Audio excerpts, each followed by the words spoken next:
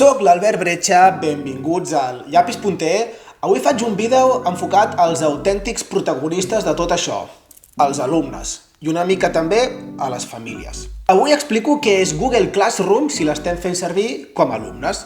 D'aquesta manera tindreu un molt bon punt de partida si no sabeu què és, si no sabeu com funciona o si us esteu iniciant. De totes maneres, si sou docents i és la primera vegada que em veieu, sapigueu que tinc diversos vídeos dins el canal enfocats a vosaltres, com a professores i professors. Per exemple, què és G Suite for Education, us deixo per aquí dalt l'enllaç, o com muntar aules virtuals des de zero, crear l'aula, afegir alumnes, afegir activitats, corregir aquestes activitats, us deixo per aquí dalt també l'enllaç. Tornant a vosaltres, els alumnes, la primera cosa que heu de saber, i de fet pràcticament la única, és que Google Classroom és una aula però virtual. En comptes de visitar-la presencialment, com quan anem a l'escola, la visitem virtualment a través de l'ordinador, la tauleta o el mòbil. I dins d'aquesta aula virtual podem fer moltes de les coses que fem en una aula normal, com per exemple trobar materials, fer treballs, tant individualment com col·laborativament, interactuar, comunicar-nos amb professores i professors i altres companys, enviar-nos missatges i fins i tot tenim un calendari.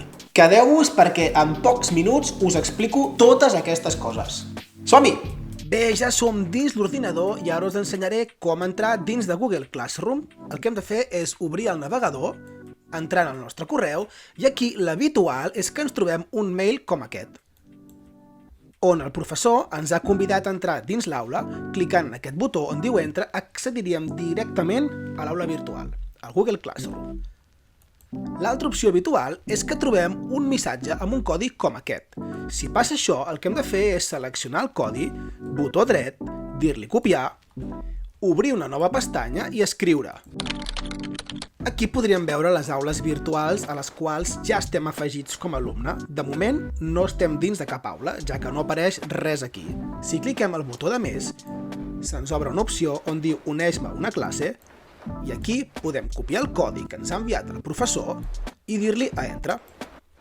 Ja som dins l'aula virtual, ja hem entrat a Google Classroom.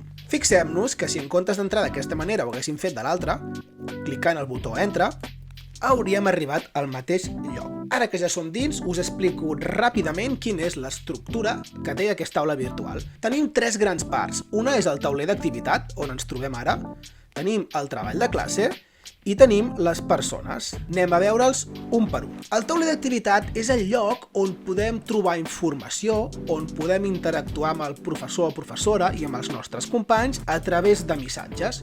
Per exemple, veiem que el dia 15 d'octubre el professor va ficar un missatge que deia benvinguts a l'aula del Llapis.e amb un vídeo que clicant aquí podem obrir, veure i escoltar. Veiem que hi ha dos comentaris, veiem que el professor deia espero que el disfruteu i que l'alumne 1 deia moltes gràcies. Anem a posar nosaltres també, l'alumne 4, un comentari. Un cop escrit, clicant aquí, es publica el comentari. A més, a part dels missatges, cada vegada que el professor o professora publiqui una tasca ens apareixerà un avís, com aquí. Veiem que es va publicar una tasca de comprensió oral de vídeos, una tasca amb preguntes quin nom voleu que tingui la classe d'enguany i una altra tasca anomenada tigres i cavalls. A més, en aquesta zona veureu que en el cas que tingueu tasques pendents de fer i que estiguin a punt de vèncer, és a dir, tasques que heu d'entregar d'aquí poc perquè estan programades en el calendari, aquí us apareixeria un avís. A més, clicant aquí vosaltres veureu un enllaç directe a Google Meet, que és l'eina que es fa servir per fer videoconferències amb el professor o professora i amb els vostres companys. Bé, ja hem vist el tauler d'activitat, anem ara a la zona de treball de classe. Aquí és on trobareu totes i cadascuna de les activitats que es vagin plantejant, ordenades per temes. Els temes els podeu veure aquí, en aquesta zona. Ara mateix esteu veient tots els temes, però si volguéssiu veure les activitats d'un tema en concret, totes les activitats que hi ha, per exemple, dins el tema de l'entrevista, clicant-hi accediu directament a les activitats de l'entrevista. Tornem a tots els temes i des d'aquí, clicant aquí, podeu accedir dins l'activitat i completar-la.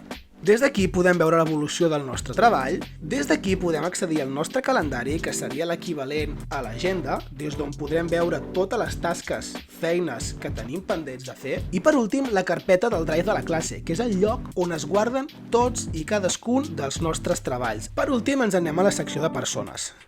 Aquí podem veure qui són els nostres companys.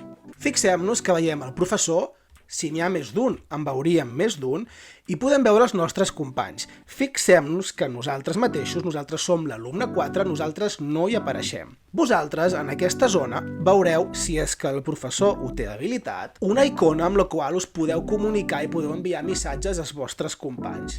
Per últim, per acabar, sempre que cliqueu el nom de la classe a dalt a l'esquerra, la classe llapis punter, torneu al principi i, a més, clicant una mica més a l'esquerra, aquí, podeu veure totes i cadascuna de les classes que tingueu, en aquest cas només en tenim una designada, la classe del llapis punter, i a més, aquí, clicant aquí, podríem veure les activitats que tenim pendents de fer.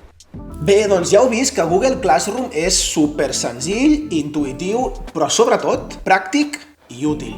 Si teniu qualsevol dubte, em podeu contactar a través de les xarxes socials del llapis punter, em podeu enviar un missatge per Facebook o per Instagram, em podeu deixar un comentari, enviar-me un email. Sapigueu que estic preparant un segon vídeo explicant més coses de Google Classroom, com per exemple què hem de fer per fer una tasca, pas per pas, com enviar-la, així que estigueu atents al canal. Compartiu aquest vídeo amb tothom que creieu que li pugui interessar, amb companyes i companys, amb altres famílies. M'aniria molt bé que em poséssiu un like, un m'agrada. D'aquesta manera YouTube sap que aquest vídeo és interessant i fa que arribi a més gent. Sapigueu que us podeu subscriure per estar informats cada vegada que pugi un vídeo nou. I fins aquí la sessió d'avui. Espero que us hagi agradat i fins la propera!